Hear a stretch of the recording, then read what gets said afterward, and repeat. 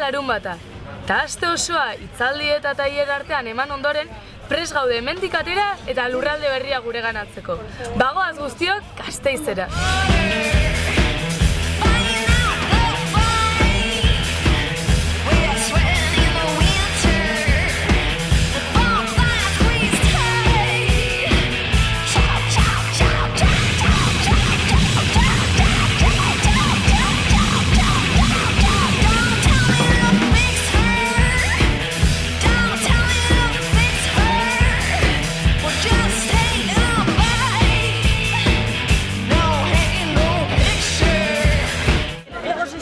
Polita izan da, oso interesgarria, eta gainera naiz eta ni eguzkiaren kontrakoa izan, eskertzen diot, bero hau bidaltzea. Eskertu nahi nuke, hau antolatu dutenei, zeren lan handi egin dute eta, txalo handi bat haientzat.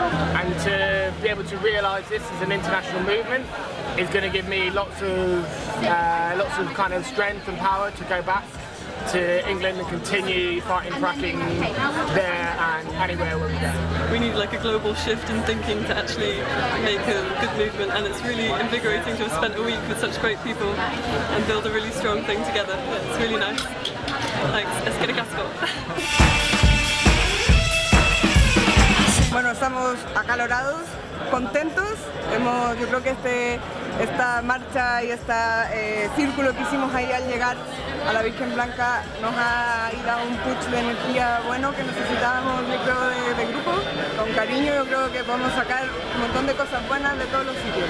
Neuk txarla gutxiago ikusi ditut, zeren umeekin nengon, baina txikigunea zan internazionala baita eta lagunak egin dituzte frantsesez hitz egiten zutenak eta beraien frantsesa ez, erdera ere ez dute hitz egiten, orduan pixkatxe batzutan narraste borraztezan, baina oso ondo bai. El tema del fracking es un problema muy, digamos, geopolítico por cierto tema. O sea, mi visión es que es más un problema geopolítico que no un problema de energía. Yo vengo de un lugar donde el fracking ya cuenta con muertas y con criminalización constante de pueblos indígenas. Un ecogenocidio lo que está pasando y lo que va a pasar si no lo paramos. You know, I've been finding it quite exciting in England, you know, trying to find ways to unite theirs and bring them together and have the different struggles, you know, feeling like the same struggle. And then so the next logical step for me is to meet internationally with people doing that.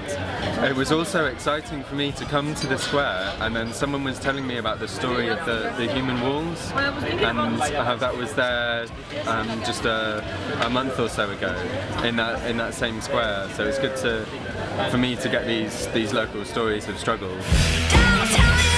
¿Cómo te lo has pasado?